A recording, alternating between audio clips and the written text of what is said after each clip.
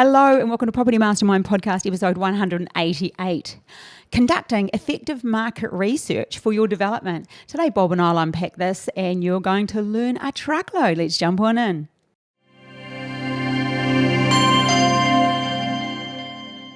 Hello and welcome to episode 188, Conducting Effective Market Research for Your Development. Now, for those watching live, check it out. We're starting to change it up a little bit. So we're giving our editor a little bit more work. Sorry about that. And we've got just a new table, new things going on, just evolving over the next few weeks, trying out a few things, seeing what we like. But anyway, before we talk any more about those watching the podcast, let's give away to those listening and or watching the book, which is Property Millionaires Exposed. And this week it goes to Andre Swartz, Action Taker. Andre, this is in the pose for you. He talked to me actually on Saturday about our online course and about our bundle, really, where, there's 2 tickets to the workshop and feasibility calculator and so much more. Anyway, he jumped on in. So, Andre, coming to you. Can't wait to meet you in September at the workshop. Righty. So today we're talking conducting effective market research for your development. But before we do that, usual story, Bob. Well, first of all, good morning. Good morning, Hilary. We're doing this so early this morning. Well, it's not really that early. 8:20, which is earlier than usual. Yeah, my tip for the week. It's not hard because I'm feeling it. If you've got a bad back and you're getting treatment and it's getting better and you're nearly there, don't go and carry a big, heavy table up 2 flights of stairs. It doesn't help your back. And at the moment, I'm feeling the pain. Yeah, he's kind of walking around a little bit like a land crab. So, walking around like a land crab, not right. No. Anyways, well, while we're on it, you're on the Voltaren or whatever you're doing. You're doing some bits. You're doing your morning walking. You're going to see the right people. Yeah. So hopefully it's all better like tomorrow because we're off to Sydney tomorrow. We are, yeah. Sitting on a plane doesn't help. But, yeah, we are. Meeting in Sydney on, the day after tomorrow. Mm. Yep, looking forward to that. Property development, as usual. You never know where it's going to go. Interesting that we say that because yesterday I had a chat with somebody and they asked about, and this is off topic, but it's always relevant to property development. Yep. Oh, there's a keeper. It's always relevant to property development. But he was asking me about developing out of state and do many of our students do it? And I said, well, we do it a lot, hence tomorrow that trip to Sydney, but what would be the ratio, do you think, Bob, of our students? We've got to remember, mostly we know what the mentoring students are up to. We don't always know. Yeah. We don't know always. We do a little bit about the rest of our community, but we don't always know about the others that are just part of the community. We tend to talk to them more at workshops. Yes. So of the mentoring students, who's developing, what would you say, 50-50, 70-30 out of state? Oh, it's probably about 20%. I was going to say 20. It can vary. But when the market started, I can remember back. I can remember this far back. Would you believe? Yeah. Around 2012, 13, 14, the Perth market was red hot. In fact, the average value of a property in Perth was higher than in Sydney. It was number one. It did have a big correction about mid 2014, but in those sort of three years or so leading up to that, we had so many students from around the country, including Sydney particularly, who were developing in Perth. Everybody seemed to be developing in Perth, from the east coast. So that back in those days, look, it could have been 40 or 50%. We've had, as you know, people in New South Wales developing, and Queensland up and down. We do it. The key is to have a good team at the other end. Yeah, and I think that's an out-of-state thing. Definitely a lot of people develop away from their home, not necessarily straight near their home. And what would that ratio be? We're still off topic, but we'll get back to the topic. Oh, I don't know, 50% probably. Yeah. In the same city, but not necessarily in the same suburb or two. Yeah, cool. Alrighty, let's talk about effective market research. And we're going to break down the key elements to market research, and you can unpack those, being the whiz that you are when it comes to property development. You should be like, I'll be taking this. I'll try and be a whiz. Yes. So people can get into trouble if you don't do effective market research, and already my head right now is flooded with examples that we hear of. Could you explain why, why you need to do the right market research? Why not just, this is where I live, I might do a development here? What's the reason to do that if, the really decent market research, why is that? Well, you've got to really know your market. And that's not just property development, that's anything. I've had some businesses over the years I've run in parallel under management, that sort of thing, where we're creating manufacturing businesses. You have to know your market. You have to know what does your market want and give them what they want. I mean, that's sort of like dumb marketing 101, but not everybody follows that rule. They get a bit emotional and give the market what they would love to be given. Classic example near where we live. Somebody's opened a yogurt shop on the corner of absolutely nowhere, and what is that about? Oh my goodness, there's no one in there to eat frozen yogurt. Maybe in a Westfield where you've got like foot thousands traffic. And thousands of people walking past your shop. Don't you like frozen yogurt, Bob? Oh, what are they? that yogurt, that's what that shop is on the corner there. Mm-hmm. Yeah, it's just like it's yogurt in a bowl. Yeah, yogurt in a bowl. Kind of frozen ice cream. Don't mind a yogurt, but how many yogurts would I buy? I don't know. You'd have to pull in on your car to get this. Yeah. So you wonder, why did they do that? What market research did they do? But back to property development, you have to really understand your market, who they are, what do they want, what's going to really motivate them. Because what you want them to do is sign a contract. So what's going to motivate somebody to sign a contract for $1.5 million for your townhouse or duplex? And they will have to have everything they want to do that. It's a lot of money from the other side of the equation, from the buyer's point of view. You have to get inside their head. And when people don't do that market research, the problem or what happens is the product doesn't sell, or they have to sell it for less than it cost, and that's where people get in trouble. Have you got any examples of that, Bob? Well, there's always good and bad examples of everything. Let's have one of each. I think a good one, I'm thinking of two good ones. A good one would be a project we're just completing at the moment, where we really understand the buyer, who they are, their downsizes, their age demographic, sort of the 50 to 60 probably. Most cases, kids left home. So that's the buyer demographic. They're cashed up. They've sold their house. They probably paid their house off a while ago, and they've got money. They may even pick money up, through wills or anything. But they got money. Okay, and that's their age demographic. Location. Well, we know the location that we want to develop in regards to the suburb, within a couple of suburbs. So location's good. And design, really important. Design and standard of finish is important as well. And we know that these people, and we're talking about a duplex here, and we know that in this case, a duplex, what do they want? 2-story duplex? Yeah, they have to be to fit 2 on the block. They want a double garage. Doesn't everybody? Well, some places duplexes just have one, and even New South Wales CDCs, like you got one. But this market, so we really understand the individual, the demographic, the design. What do they want? They want a double garage. They want 3 bedrooms, not 4. They want an extra living room upstairs, 2 really top-end bathrooms, and that's the basics that they want. Beyond that, there's the standard of finish, which has a little bit to do with location. We're talking about a beachside location, so the closer to the beach it is, the more it's worth, the more the standard of finish has to lift a bit. For instance, in the one we're just completing, we've sold it, half it, as we speak, 3 metre ceiling downstairs, not 2.7 like we might normally do, and a lift, which we might not normally do. It might just be a provision for a lift or no provision, but this one's got a lift. So we really understand the market. We've got the design spot on. Location's good. That's doing it right.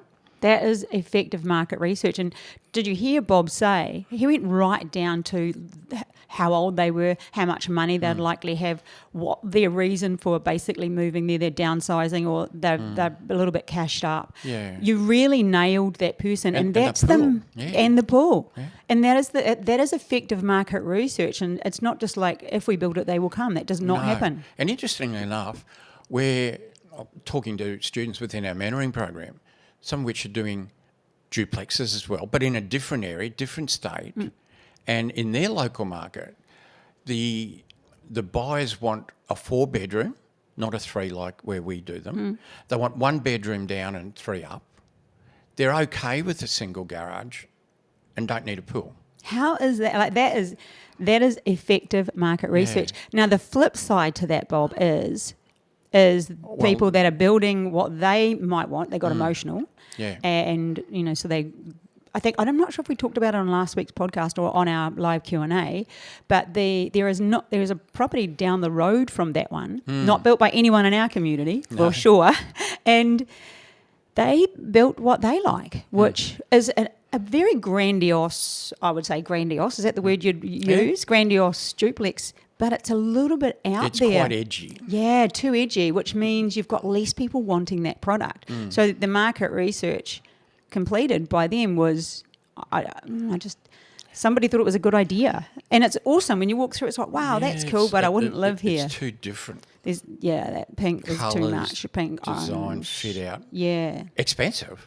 Yes. But we're only going to appeal to a small percentage of the market, which is what's happened because it's been for sale for quite a while now. How long's that been on the market now for? I think probably 6 months. Have they rented one side out or what's going on there? I haven't been there for 4 or 5 weeks. But so then the downside to that, it's been on the market, like Bob said, for 6 months. And what that means is that the holding costs, unless they paid cash for it and they've got nothing else to do with their money. But holy moly, holding costs there will be... That would have eaten your profit by now. Yeah.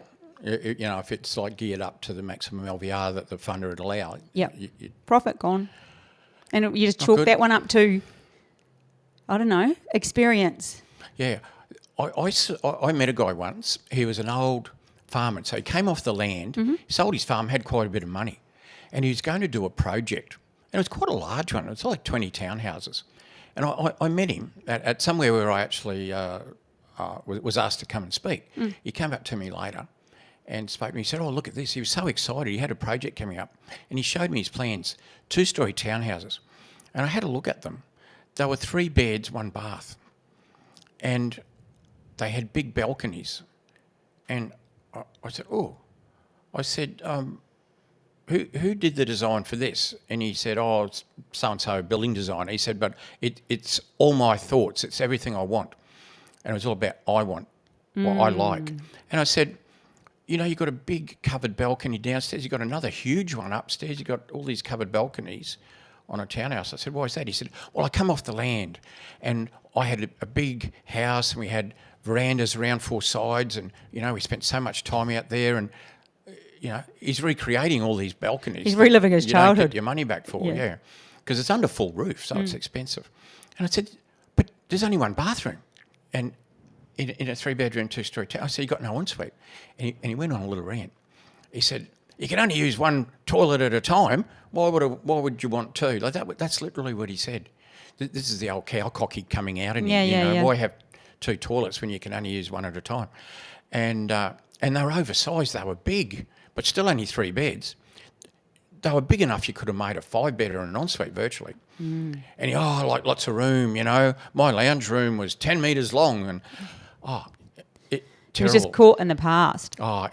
Everything that he wanted as an old cow cookie, he's trying to bring to a city and make people buy his dream. Which brings me to understanding buyer behaviour, which is one of the keys to market research, which we've kind of covered on, but it's buyer behaviour is giving the market what they want, not what you want. It's not emotional.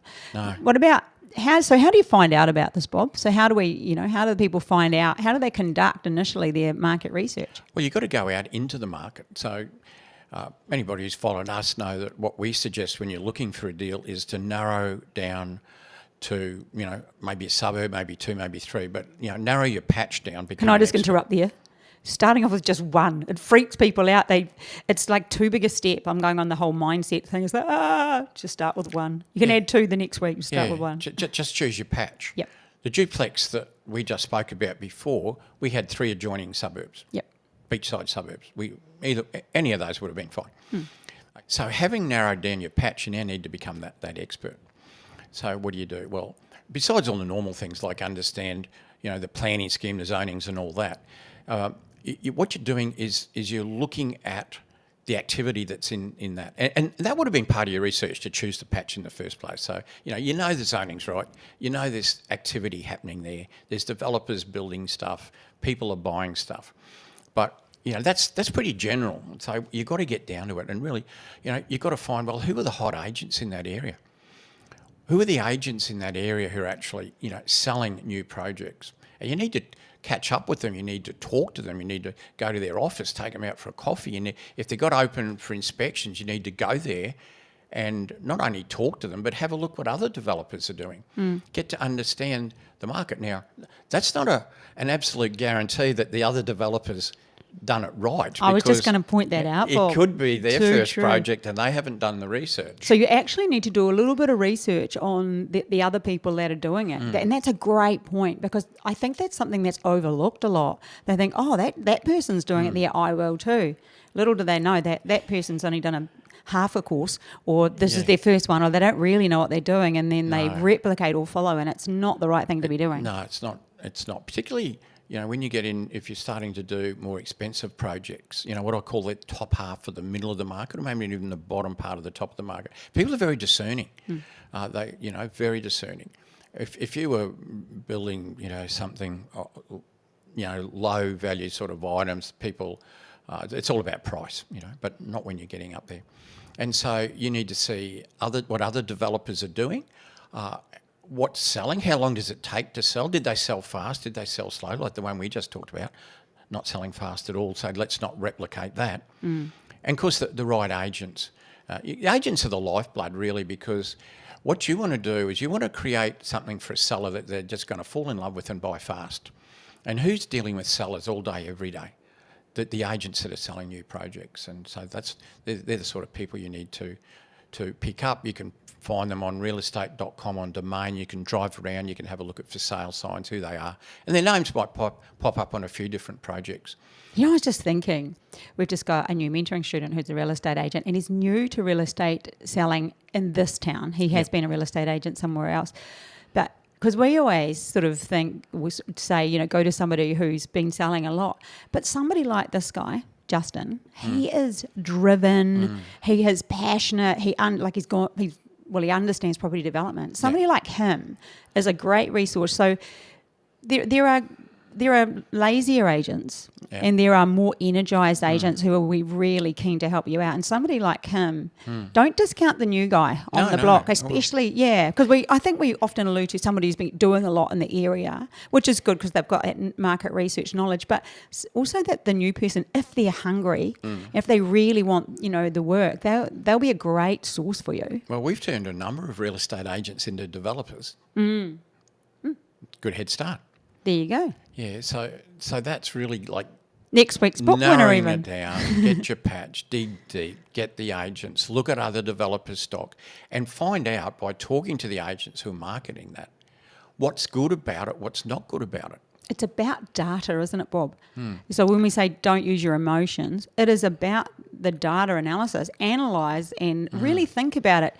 And often, there is that tendency for people to generalise. Oh, they're all like that, or everyone wants that. Just be careful of the generalisations. Look at the actual data. Don't always take one person's opinion. There's so much more out there than just, or so much more information out there than just one person's opinion. It's data driven. In fact, the retirement village that we're developing at the moment, that's very, very heavily driven by demographics and that. You think of it, where we're building that, it's an over 50s. What an age to be. Over 50. I can't wait to be over 50. Really? It's an over 50s lifestyle Someone's village. still in lies here. Demographically, 50% of the population is 50 or over. So that's a great demographic to start with. If you're talking about market research, this is the market research we did initially. Then we look for competition. What else is there? And there was nothing either there or planned, in terms of having development approvals with council or anything, of that same product that we wanted to develop. So, demographics perfect, higher than average over 50s population, no direct competition. And then it comes down to location. And then, a good suburb, one of the better suburbs in that city, and also a big thing on the golf course, because we bought the driving range off the golf course. So many boxes are ticked and data tick yes, tick yes, tick. And then it's down to design. So it's demographic, location and design for this. And then design, well, there's 3 beds and there's 2 beds houses. It's type of retirement, lifestyle village. Lifestyle resorty style stuff. Yeah, and we know a majority will take 3s, but you have to have some 2s, and then they like, they like a double garage for the 3s. So we have a 2.5 garage. The half is for the golf buggy, being on a golf course. The 2 beds have a single garage. So right down to design, all have 2 bathrooms. So design, so we, all of that is coming off a lot of research to just get it right. And Bob, something we haven't really covered on as well is we're talking pretty much owner-occupier right now, but what about rental demand? Same thing, because big thing. Sometimes developers are building for the rental market.